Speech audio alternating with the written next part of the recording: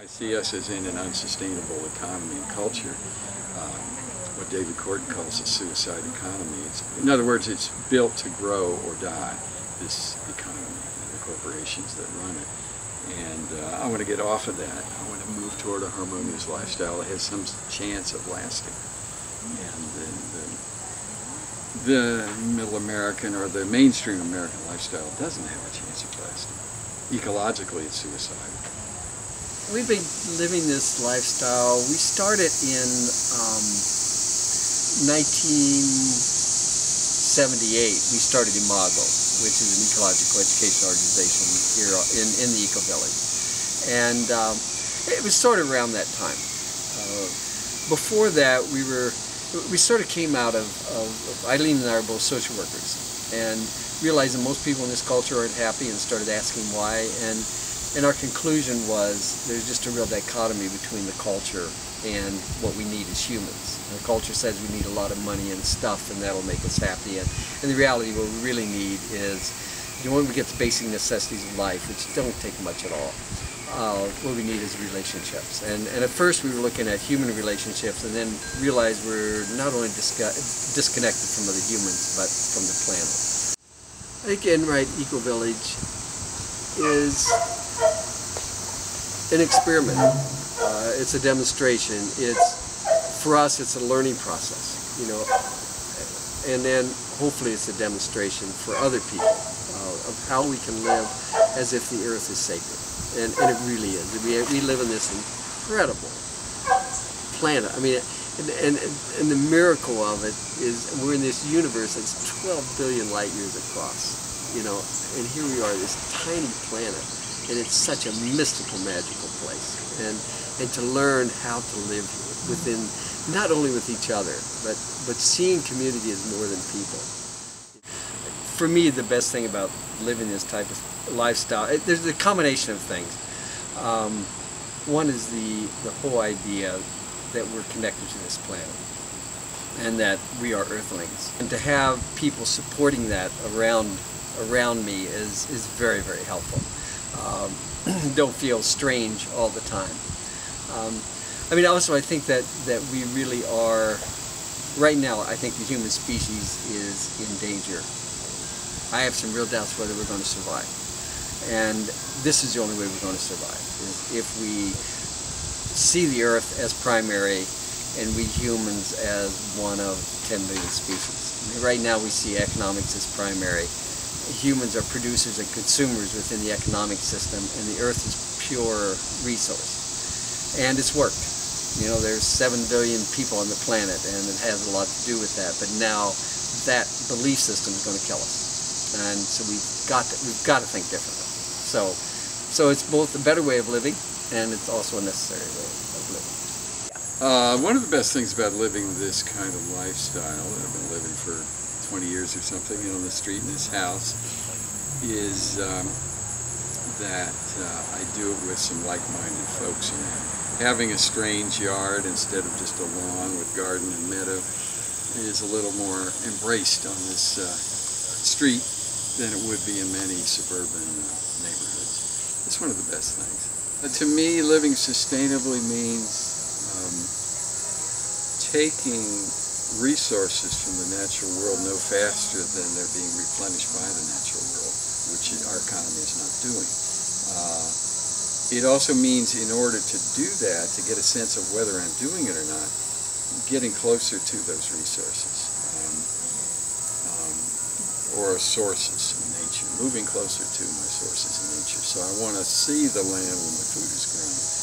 I want to capture rainwater myself instead of having it pumped from miles away. I want to eat food grown locally, not just in my own garden, rather than shipped in from 1,500, 2,000 miles away, like most food and grocery stores and restaurants. I'm pretty involved with the other members of the neighborhood, the other residents, on some levels. One of the things I'm most involved in is the community-supported agriculture program here. The CSA is called Community-Supported Agriculture. And what it means is that the folks who are eating the food are supporting the production system. In other words, they're supporting the farmer. And And they do this, and they're accepting the risk that the farmer takes when he or she puts the crops in the ground and then worries about the weather or the condition of the soil, or what other factors influence whether or not and how good your crop is. So the way they accept that risk is they pay for their share of the produce up front.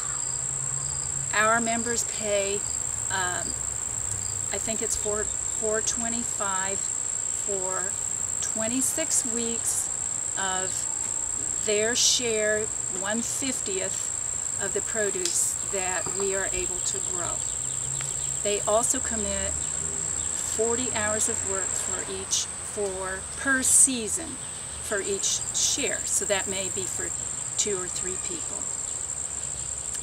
throughout the season. We grow quite a variety of crops because we will have generally 2 seasons. We have an early season crop where we get a lot of greens, spinach, kale, chard, beets, things that can grow when it's cooler and that can be planted in perhaps March.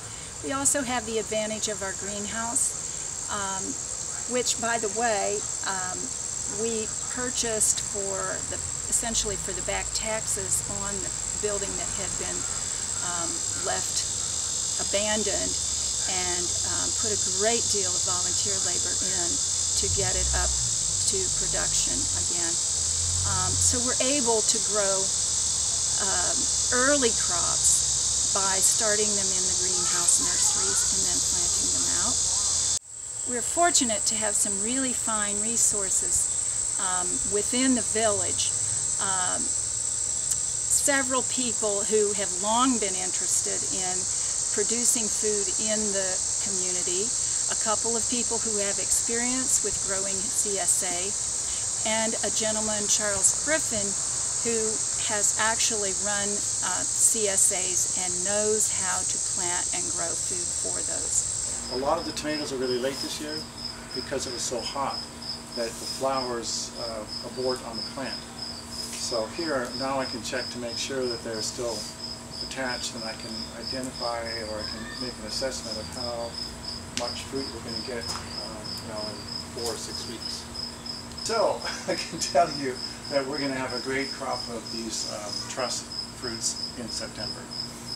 I really enjoyed working with the CSA project because it's such a great way to get people back in touch with the land, in touch with where their food comes from. It builds community. We have social events as well that are community building. We work together in doing our work share tasks, and so there are many aspects that I love, but it's a great project. Some of the ways I would like to see it emulated, I would like to see some other eco-village started. It's nice living here, but that isn't sufficient. If that's all we were doing, I'd say, okay, that's nice, but my dream is that this concept will spread. The eco-village, the CSA, the whole concept that it will spread, and that our cities will become ecologically sensitive, and they're going to have to be. And we can do it voluntarily, or we can be forced into it. And it's much less painful if we do it voluntarily. Living sustainably means to me just trying to live off the earth as best as possible. Trying to take less from the environment and give more back to it. Be kind of like live as a community, as opposed to just living to yourself and not paying attention to the environment around you. I get my ideas and inspiration from, magazines, the internet, seeing what other people are doing. Just looking at the yard, seeing how the yard works, and seeing what ideas would fit to make my life easier and also live more dependently on what I have. As far as new ideas and technology for the future of sustainability, I think it's really important that more youth are involved with the future of sustainability. We're not very efficient in our processes. We do a lot of things, you know, with an old style. And technology, energy, machine usage could really make a difference. I mean, as far as computers go, I mean, for instance, watering the gardens, you're using an automated process with, you know, computer technology to time it and, you know, spend less work in the garden and still yield a great crop. So yeah, I think integrating new ideas is very important for self-sustainability. First steps to take toward living sustainably. You might just start with food. Just start growing a little bit of food on a plot 6 by 6 feet. Start building that soil. Start learning about soil. What is soil? How does it get replenished? And composting in order to build the soil. Collect leaves and grass clippings and kitchen scraps to build your soil. That'd be one way to start. Another is to harvest rainwater from your driveway, from your rooftop, whatever. To just water the garden, if not use as drinking water. Just simple steps like that attract you. Because I mean, the corporations around us, the businesses, the whole economy separate us from our resources. They buffer us, blind us really, if we let them to where everything comes from. And so any simple step that would take you a little closer to your resource. What I would say to young people about sustainability is the first thing you need to do is really fall in love with this magnificent planet and realize that we're just part of this planet, and we do have an ability that some other species don't have, which is consciousness. And I think we need to use this consciousness to really become aware of who we are, that we're part of this planet, and that we're part of this magnificent planet, and then work out from there. But that's what we need to do. Hug a tree. The highways and cars were sacrificed for agriculture. I thought that we'd start over, but I guess I was wrong. Once there were parking lots, now it's a peaceful oasis. You got it, you got it. This was a Pizza Hut, now it's all covered with